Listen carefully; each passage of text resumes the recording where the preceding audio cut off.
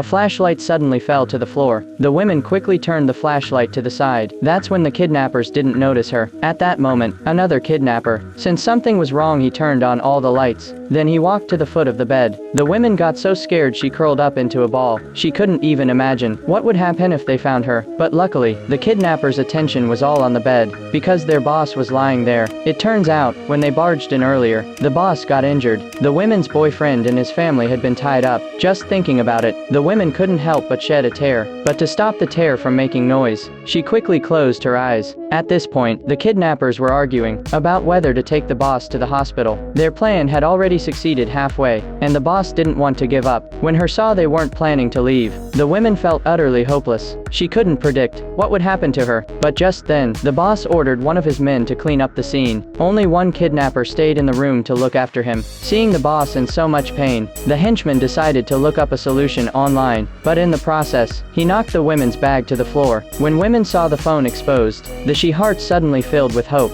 While the kidnapper was focused on the internet, the women made a crazy decision. She took a deep breath, then stretched her head out from the side of the bed. Seeing the kidnapper still hadn't noticed her, the women got bolder and reached for her bag. But just as she grabbed the bag, another kidnapper suddenly entered the room. The women froze in fear, and didn't dare to move, until the two kidnappers started talking. That's when she dared to pull out her phone. She started typing a message for help, but just halfway through, the phone ran out of battery and shut off completely. Her only hope for survival was instantly destroyed. But just then the two kidnappers walked over to the bed. It turned out they found a way, that if they raised one side of the bed, the wound wouldn't keep bleeding. They called in their partner, who brought a few books to place at the bed's corner and helped lift the bed up.